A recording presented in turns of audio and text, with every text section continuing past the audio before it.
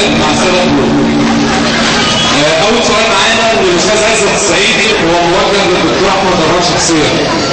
هو الأستاذ عزت بيسأل ما هي سبل التعامل مع النظام الحالي في ظل تجاهل أي مطالب متمثلة في اعتصامات أو إجراءات أو مظاهرات، خاصة مع عدم احترام القضاء وأحكامه وأقوال المؤسسات الدولية. الحقيقة أنه بالنسبة لعملية عدم احترام أحكام القضاء هذا في مشكلة كبيرة. أنا عايز أقول لحضراتكم إنه الجيوش اللي حوالين الاتجاه دلوقتي زي الجيش العراقي والجيش السوري تم هدمه بالفعل. الاثنين الجيشين دول تم هدمهم. لم يبقى في جيش في المنطقة له وجود حقيقي سوى الجيش المصري. لذلك الإدارة الأمريكية تريد تحاول أن تهدم الجيش المصري عن طريق استخدام النظام الحالي لهدم الجيش المصري، وهذه نقطة خطيرة. وبالتالي طب الحل ايه؟ الحل هو العمل السلمي اولا، حتى في حاجة اسمها العصيان المدني. طبعا ده اخر حل مع النظام الحالي، ان احنا كلنا جميع انحاء الجمهورية نعمل حاجة اسمها العصيان المدني، كلنا نقعد في بيوتنا ما نروحش ولا نشتغل. ليه؟ لانه هنا في الحالة دي بنقول للنظام انت ما انتش قادر تدور البلد وهتخرب البلد وهتدمر الجيش المصري، واحنا ضد تدمير جيشنا وضد ان القضاء بتاعنا يبقى قضاء حقيقي وقضاء عادل. وبالتالي اذا انت عايز تعمل ده احنا مش معاك. ده الحل الوحيد مع هذا النظام.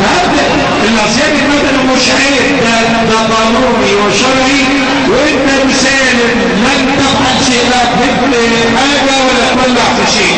بالعكس هقول على حاجه اكثر اهميه. انتوا عارفين ان اللي بيحصل العنف ده بيخدم مين؟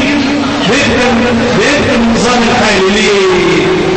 لانه الاوضاع عندنا في بلادنا هنا وانتوا عارفين سرقه شغاله،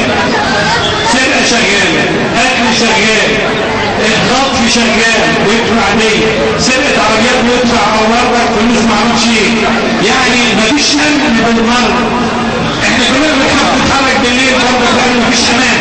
وبالتالي الحل الامثل عشان يبقى في عندنا دوله لابد من دوله القانون. يا جماعه مفيش دوله بتقوم بدون قانون، كل دوله بتقوم على 3 عواميد، اذا عمود منهم صار العمودين التانيين عليه العوض.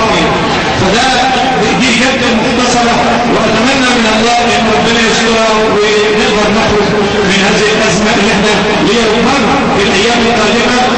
خلال شهرين او حاجه الوضع الاقتصادي صعب جدا لدرجه مش قادرين، يعني النظام مش قادر يشتري بسرعه عشان يشغل مكانات الكهرباء، والظروف اللي جايه هتبقى صعبه جدا. فالحل هو العمل بسلميه بدايه من الاطلاق الى العصيان المدني العام في جميع انحاء مصر.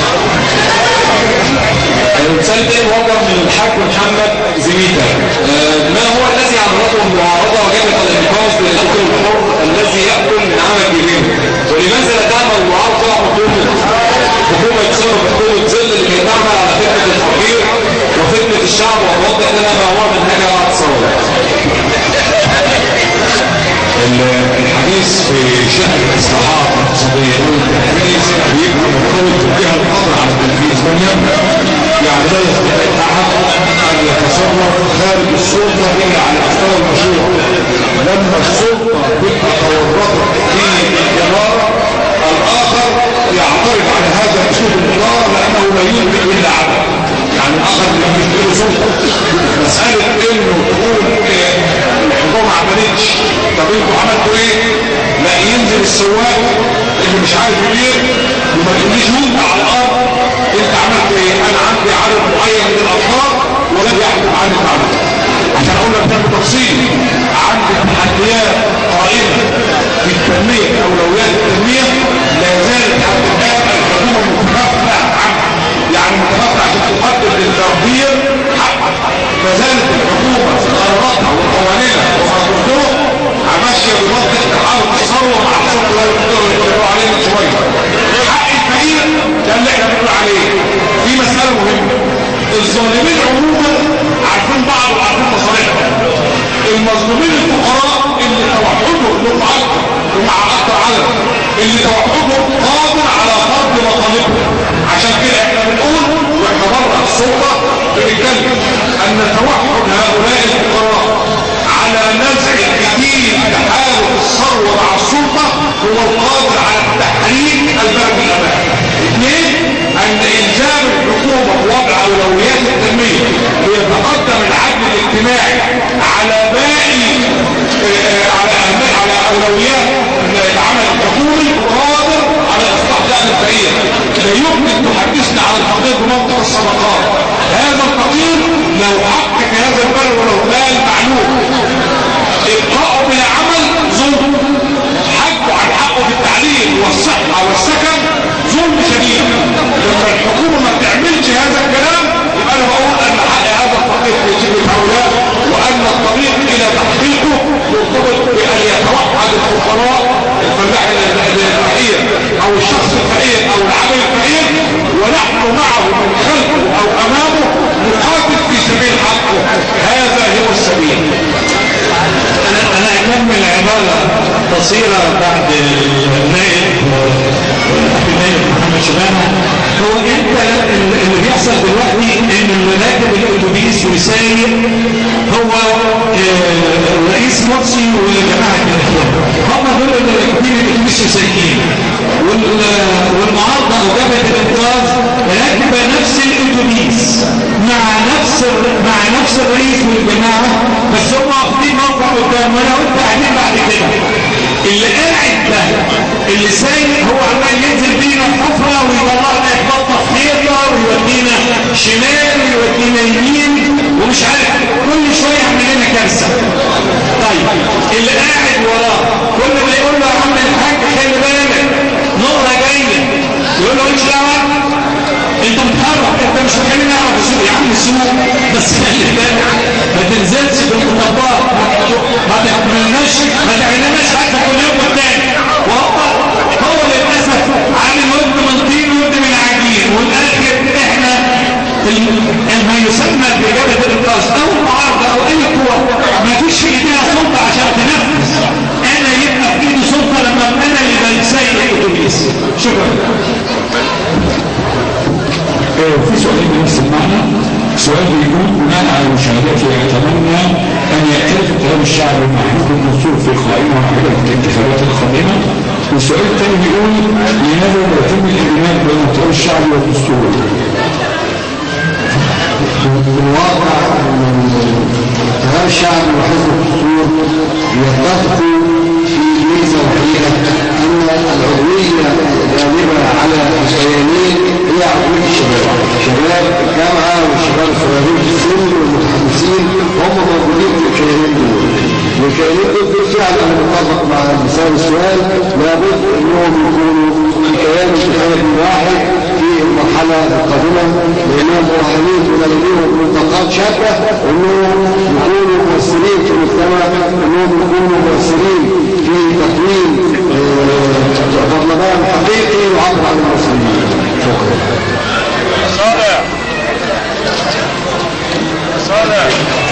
الاستاذ سيدنا ليه انتم ساكتين على النائب العام وليه صوتنا مش واصل للاعلام وليه صوت المراه محدود؟ وبرضه زلت مصمم على انه النائب المعين ليس النائب العام.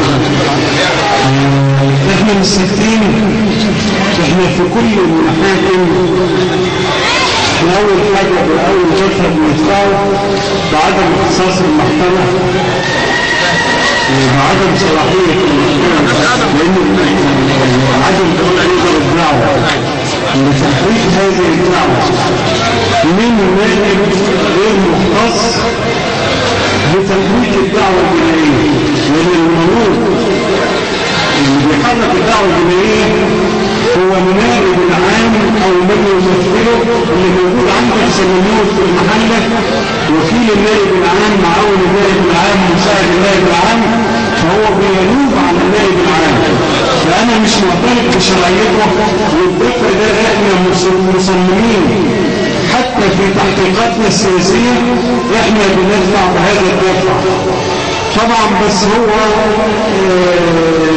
لما شباب النيابه لما قالوا لا ده مش نائب عام، لما احنا قلنا مش نائب عام، هو صلاحيته ممتده من قرار سياسي وهو صلاحيه الرئيس. فاحنا مش ساكتين، احنا بنناضل من اجل ان يكون النائب العام طبقا لقانون السلطه القضائيه بتعيينه مجلس القضاء الاعلى. وقلنا الكلام ده في كل مؤتمراتنا وفي كل محادثاتنا وفي كل ترقياتنا، بتعينه بيختار 3 ورئيس الجمهوريه بيختار منه طبقا لما هو ورق واحد من ال3 اللي موجودين اقدم من النواب العام المساعدين.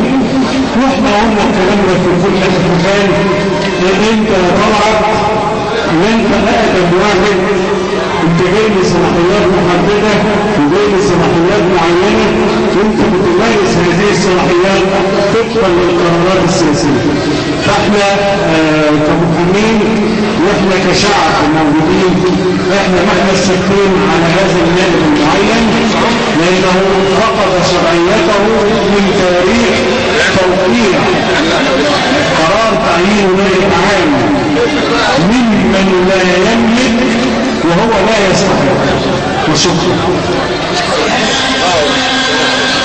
بناء على حضراتكم ده السؤال الاخير، ما هي الطرق لإطار النظام على التعامل بشفافية مع الشعب في جميع المجالات والانظمات لسياسة الصعيد؟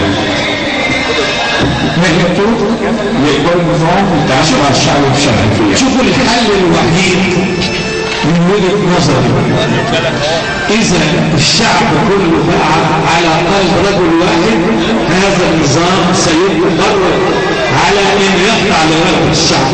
المشكلة في إيه؟ المشكلة إن إحنا كتير قوي لكن متفرقين. دي المشكلة الأساسية. إذا الناس كلها قالت للإخوان يا إخوان أنتوا غلط وإحنا كلنا مع بعض، أنا متأكد إنه هم غصب عنهم هيهضخوا لرغبة الشعب. المشكلة إن إحنا دايما بنحاول نكسر في بعض أو بنسمع محاولات زي اللي يقول لك قبل الطلاق ولا الكلام الفارغ ده. لا، إحنا كلنا كتلة واحدة وأبناء شعب واحد، وإذا أنتوا شايفين نفسكم وإن أنتوا بتمثلوا الإسلام ده، إحنا مسلمين أكتر منكم وفاهمين ده أكتر منكم، ومن فضلكم تمشوا وفق الرؤية الصحيحة مش وفق وجهة نظركم بس، لأن إحنا البلد دي بلدنا كلنا، وأنتوا عددكم قليل في البلد، إحنا 90 مليون وأنتوا بالكثير ما توصلوش مليون. شكرا.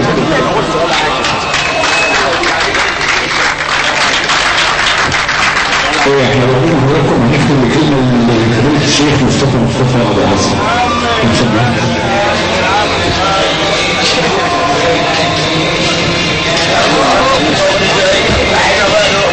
عليكم السلام.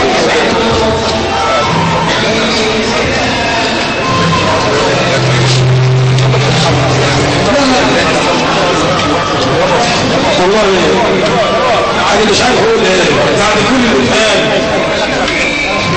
كل كلام حلو وزي الفل، واحنا بنشكر ضيوفنا الكرام وعلى راسهم ام الشهيد محمد الجندي ابن محافظه الغربيه. فام الشهيد دي امنا، وابو الشهيد ده عمنا، دم الشهيد ده دمنا، مصر العظيمه امنا، بيجي نحفظ امنا. اخوانا احنا النهارده اجتمعنا على حب وعايزين برضه ننتهي على حب، لان كلنا مصر مركبه واحده وكلنا فيها الامن ام معاها والبنت هتبقى كلها بنت. يا اخوانا انا سمعنا كلام من الساده الافاضل كلهم طيبات وكلهم اساتذتنا واخواننا، فاحنا ان شاء الله عايزين نقوم بالهنا باذن الله كلنا هدفنا واحد وهو حب مصر، وكلنا بنحب مصر بس كل واحد بيحبها بطريقته، لكن حبنا لها والله اكثر من القائمين عليه. لان النهارده احنا سلسله القادم لما لما قالوا كلام كلنا مصدقين الكلام وكلنا عايشين الواقع ده. لكن اللي اقول لكم عليه بقى معلش يعني حاجتين اتنين كلمتين حاسقيني والله ومضايقيني قوي. انا قلتهم من دماغي والله ولا اقول لكم على حاجه صغيره اتنين كويسين والله خطروا على ذلك. لا تصدقوا يا شباب ان الخير يجي من وراه. عشان حسني يا مرسي خلوا عشوشنا طين وهلاك. قالوا حرية قالوا عدالة سألنا عليها قالوا بطلوا نبقى إطلاق. ايش حرية كرامة قالوا خرجت هنا من الباب. حل مطالع قلنا ايه قالوا حجزوها للاحباب. ايه رايكم يا ولاد؟ حل مطالع قلنا خير الخير على طول الودين. حل مطالع قلنا خير قالوا حجزوها للاحباب. انا والله يا جماعه بشكركم وبشكر الساده الحاضرين وبشكر ضيوفنا الكرام ويا رب تتجمعوا كلكم كده على خير ونتقابل مرة ومرات في حب مصر وعلشان مصر وعلشان حب الشباب. احنا خلاص لا عادش لينا رغبة ولا عادش لينا رغبة في حاجة. والمعركة معركة الشباب والثورة ثورة الشباب واحنا مش عايزينها على رأي الجيران. عشان حسني يا ابو مرسي كان رشيدنا الطين وهداه. عايزينها تبقى حلوة. والسلام عليكم ورحمة الله وبركاته. يسقط حكم المرشد. يسقط حكم المرشد. يسقط حكم المرشد.